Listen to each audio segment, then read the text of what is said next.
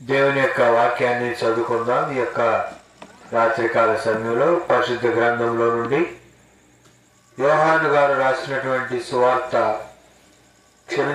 యోహాను గారు రాసినటువంటి మొదటి పత్రిక 4వ అధ్యాయము 3వ వచనాన్ని చదువుకుందాం. దేవుని యొక్క వాక్యంలో, ఈ రాత్రికాల సమయంలో దేవుని యొక్క వాక్యంలో నుండి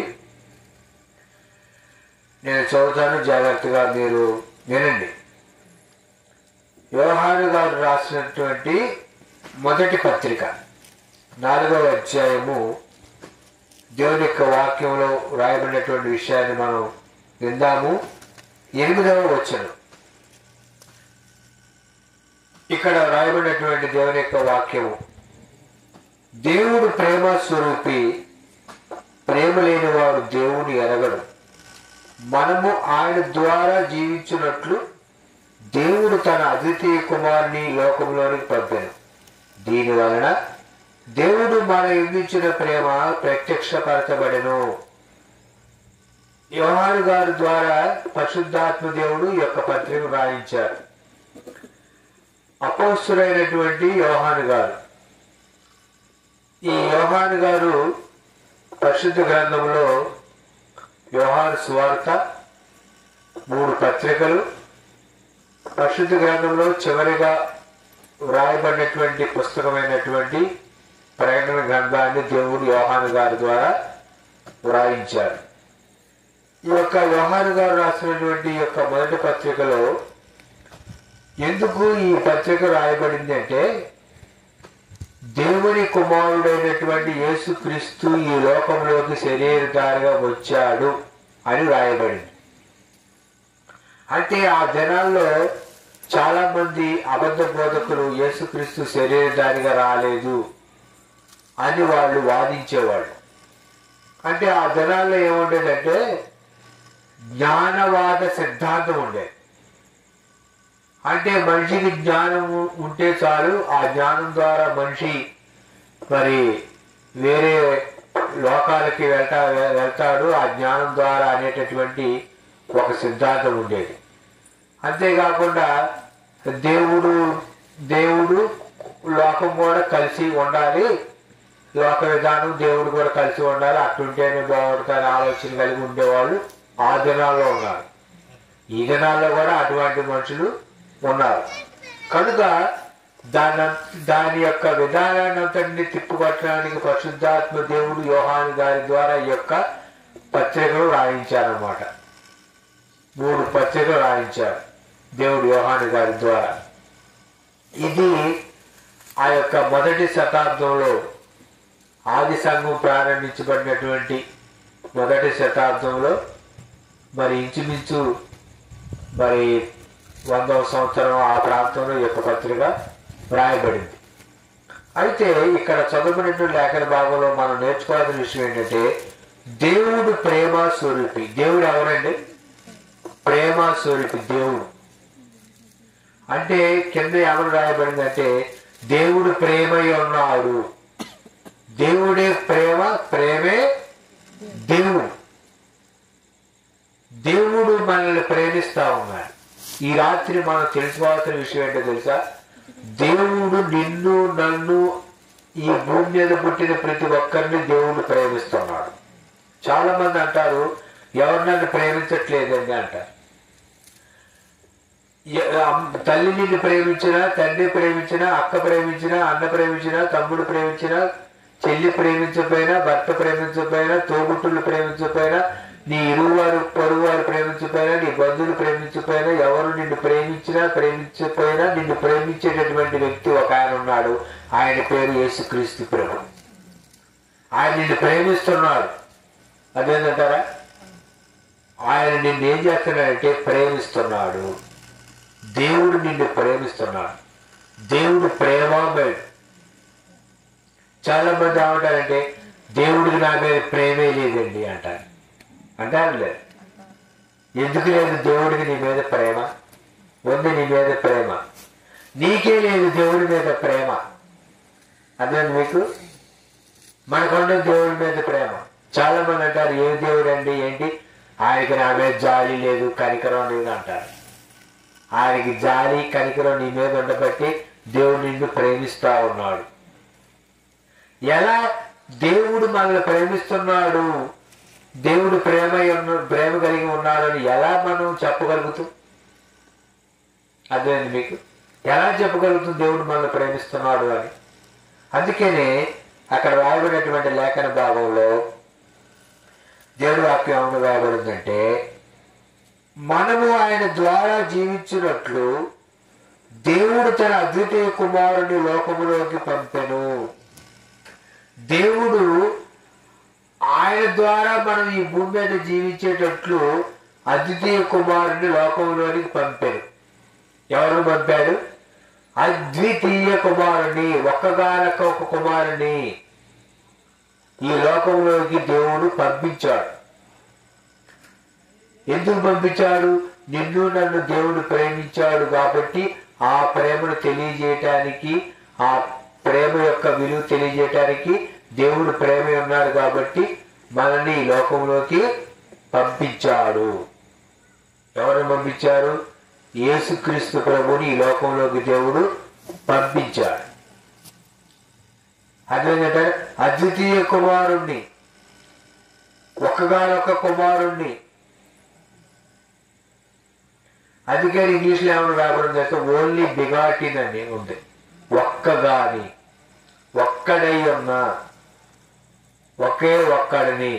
అందుకని మన శివుని గీతాల్లో కూడా ఒక పాట ఉంది. ఆ పాటలో ఏమైనా రాబడి తెలుసా?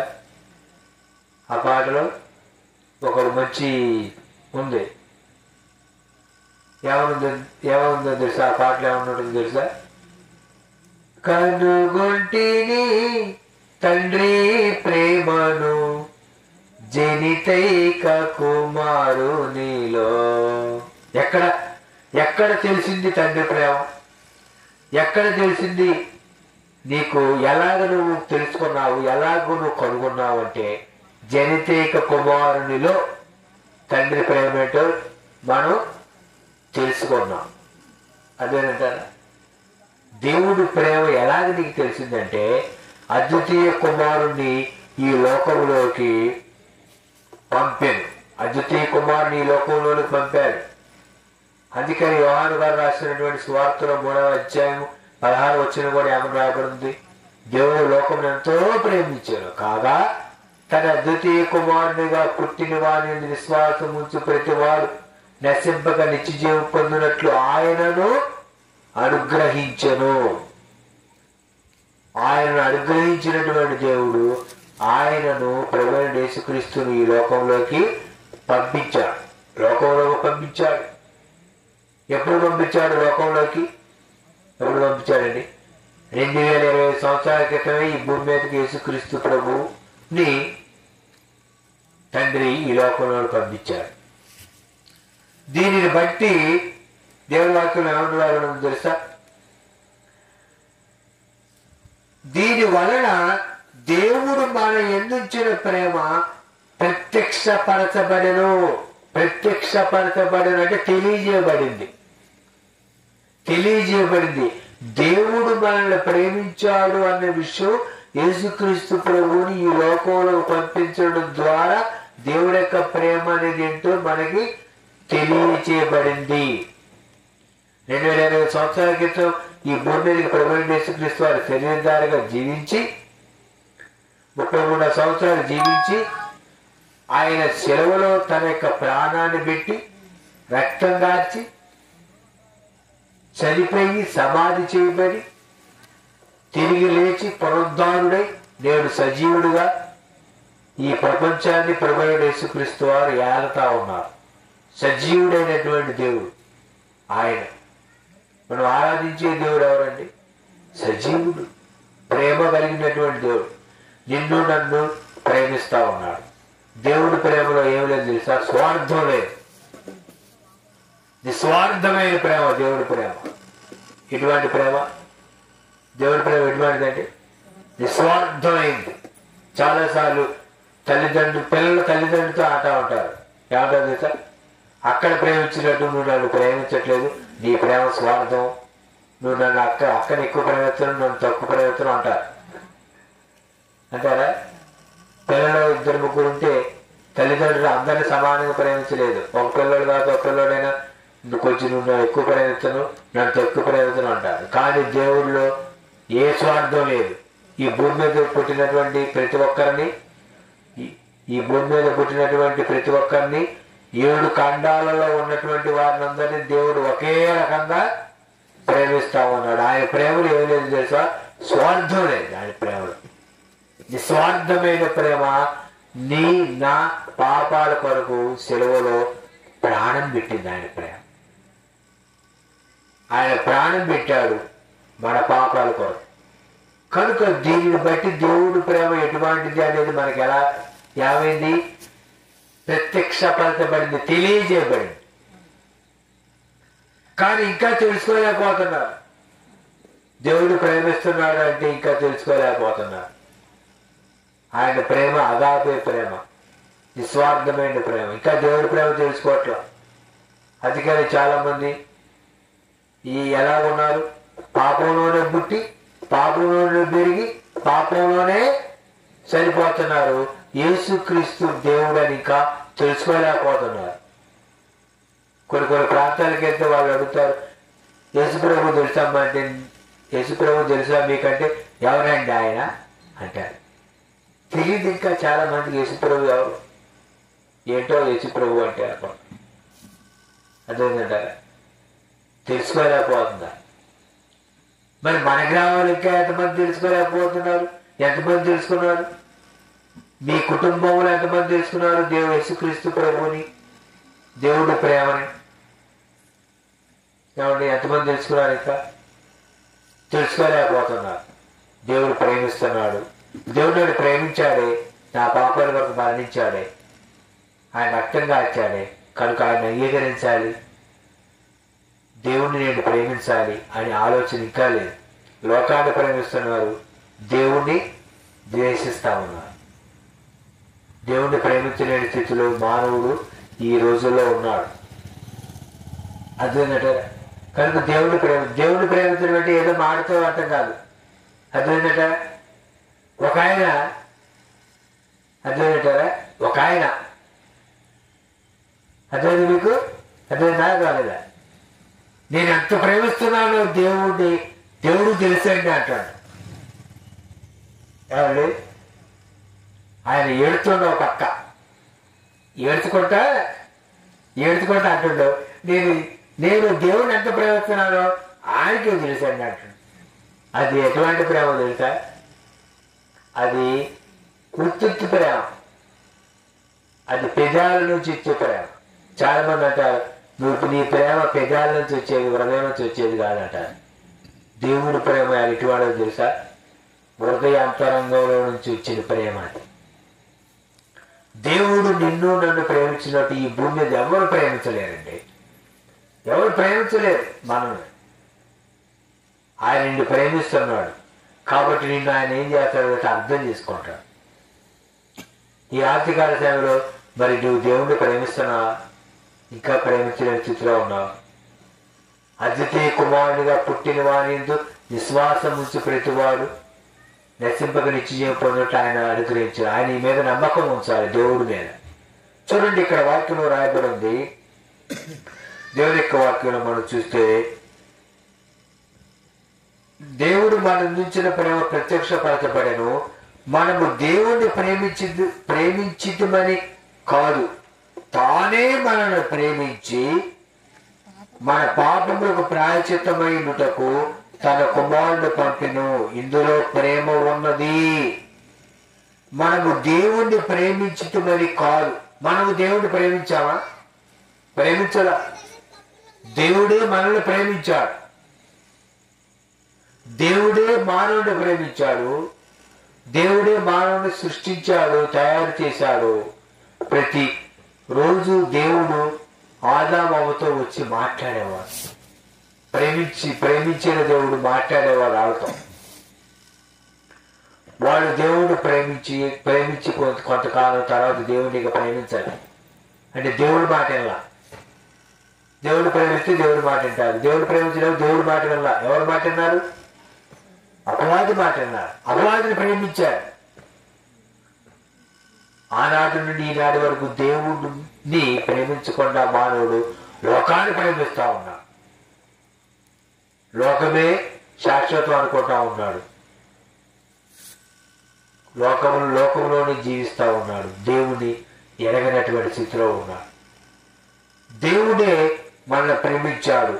మనకు దేవుడిని ప్రేమించదని కాదు, తానే మనల్ని ప్రేమించి ఆయనే మనల్ని ప్రేమించాడండి.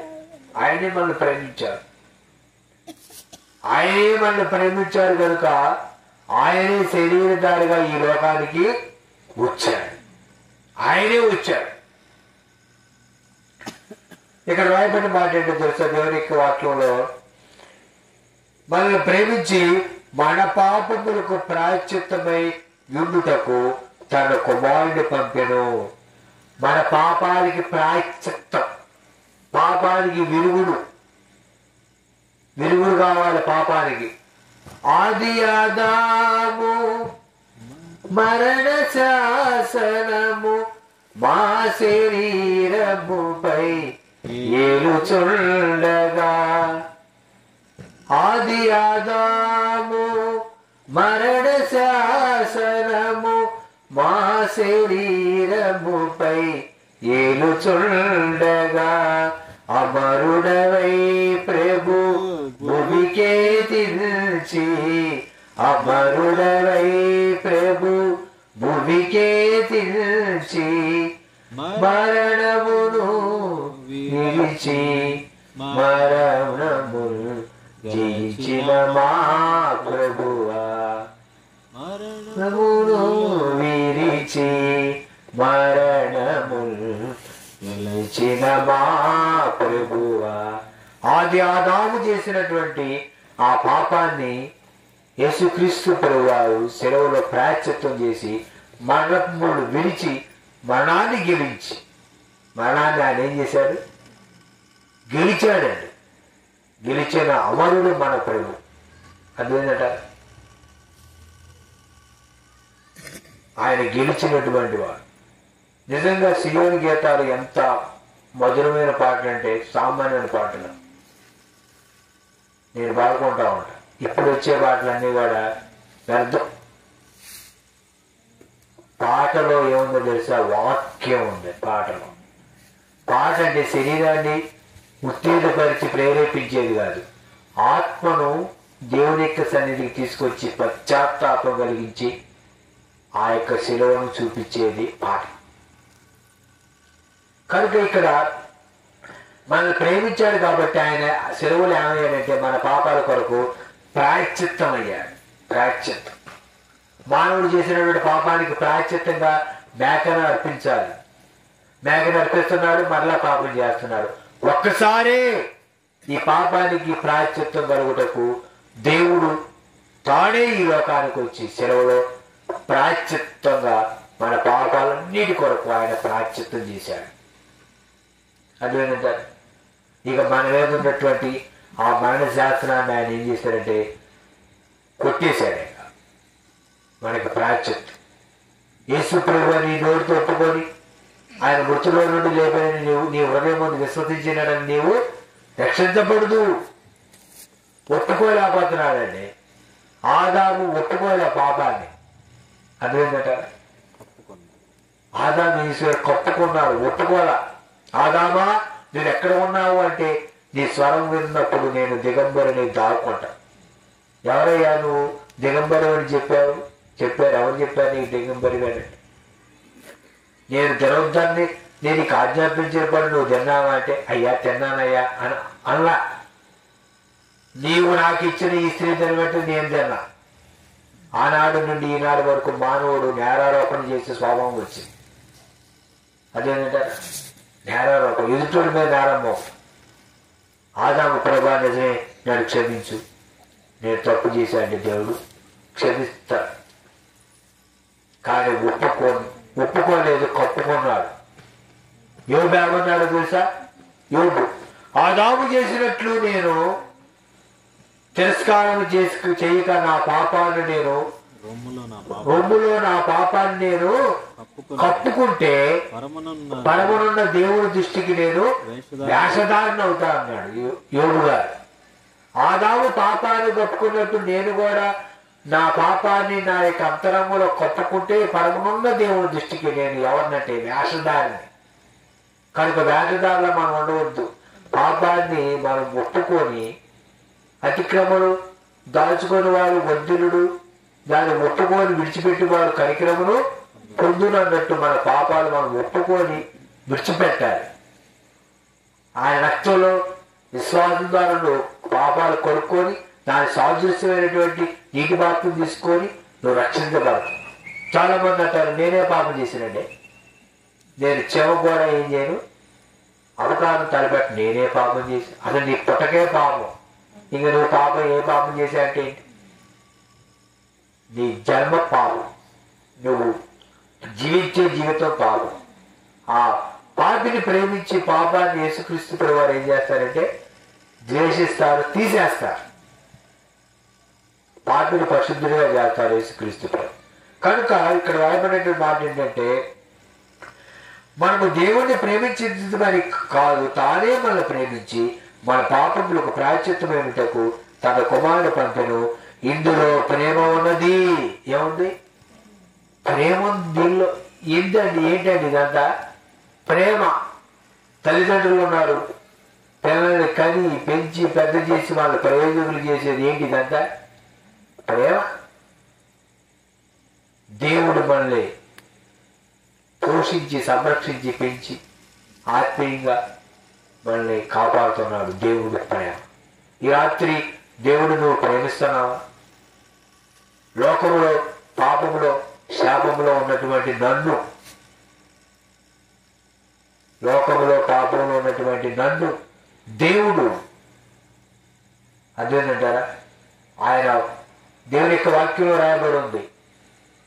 భక్తి నుంచి యోహాను గురించి వాక్యము యోధారణ్యంలోకి వచ్చింది. వాక్యం అటువంటి జకరియా ఎలిజబెత్తును వాళ్ళు దర్శించి అక్కడికి యోధారణ్యంలో ఉన్నటువంటి అరణ్యంలో అడవిలో ఉన్నటువంటి బాప్తిజం నుంచి యోహాను దగ్గరికి దేవుని వాక్యం వచ్చింది.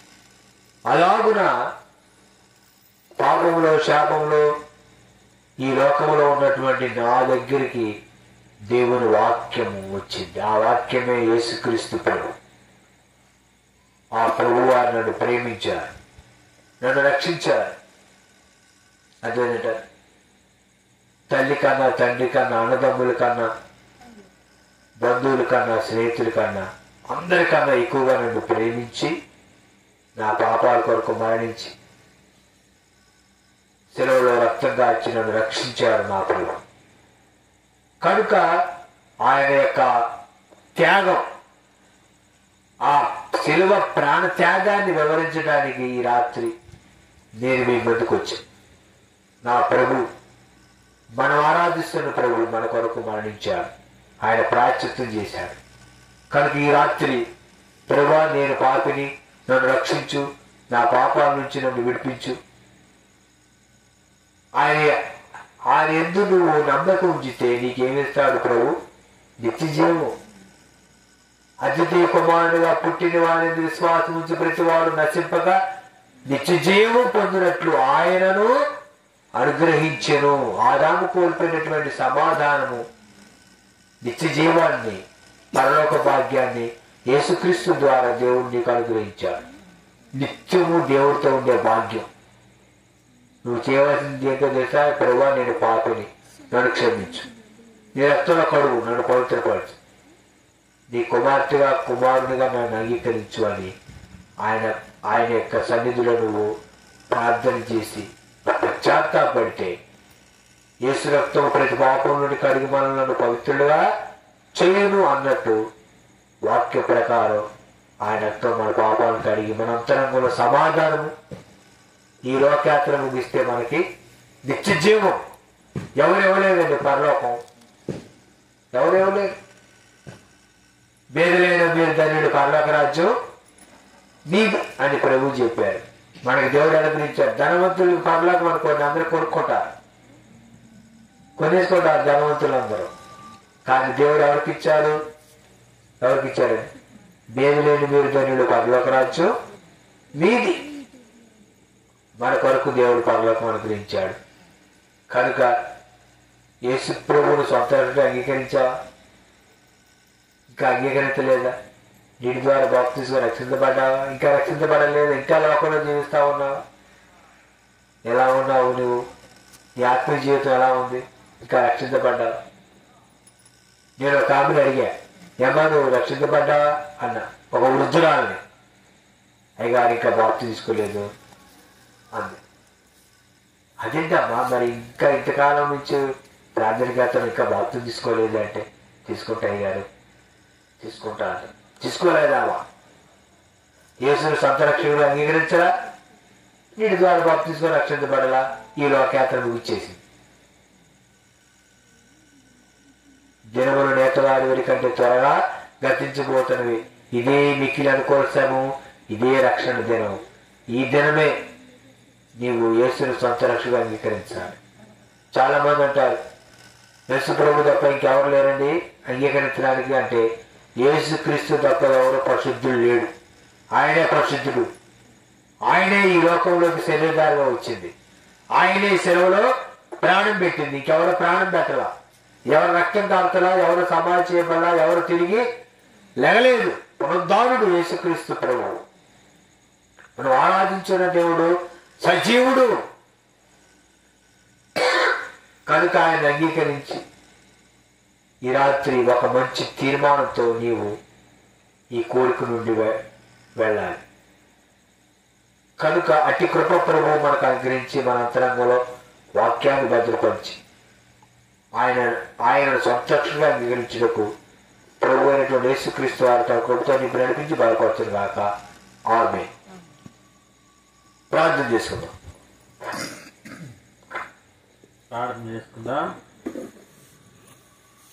దయచేసి మోకరించినట్లయితే, మోకరించగలిగిన వారు మోకరించ